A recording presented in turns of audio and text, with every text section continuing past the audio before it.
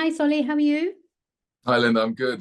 How are you? Good, good, good. This is such an exciting project to be part of for any actor. But Mm.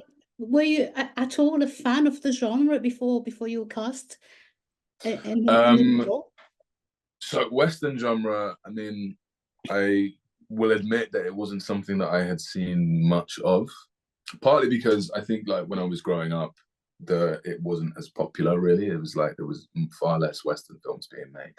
Mm. Um, However, that being said, I was absolutely a massive fan of Vigo's and Vicky's as well. So it was like that was enough for me to, take a look at the genre properly, really. And during prep, Vigo sent me 50 to 60 Western films ranging from like the 1950s all the way to the 2000s or whatever. And he was like, have a look at these for this character and stuff. He's obviously seen all of them. He's Yeah. incredibly well prepared. That was like amazing. So I watched a bunch of Westerns then to prepare. And that was actually a really great experience.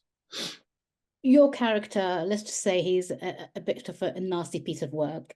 How do you go Yeah. preparing for such a character to play? Were you given any notes in advance, or were you just given like carte blanche to sort of do as you will with him? Yeah, I had quite a lot of freedom when it came to kind of creating Western, yeah, in my way. I'm sure Vigo had some ideas, but it was, and we spoke a few times, and he wanted to make sure the voice was right, and he just essentially said, "This guy is a psychopath. He kills people. He do with that as you will, basically." But like any character, I kind of wanted to find a part of myself that could empathize with him, even though he's as horrible as he is.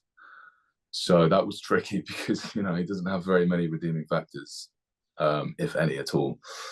Mm. So I was kind of forced to find little moments within the script or within scenes that would show another side to him. And one of the scenes in particular was the scene with him and his father, where they have a little confrontation essentially. And that for me was enough for me to kind of create an entire childhood for Weston, the relationship he has with his dad. This man, as completely domineering as Weston is as a character on screen and stuff, this is the only scene you see him where he is second. He's like second most in command or whatever you want to say. Mm. And that for me, yeah, I mean, it was the grasp that his father had on him that then enabled me to go, okay, well, what's his childhood been like? What was his mother like? Did he lose her?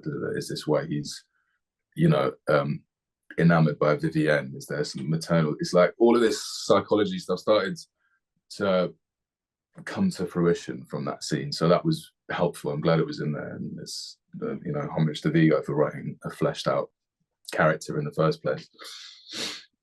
Having been given all these classic westerns to look at before you did this, were there any characters in any classic films that you said, "Oh, I kind of want to play him a little bit like that"? Was there anything in any of the old westerns that sort of reminded you a bit of your character?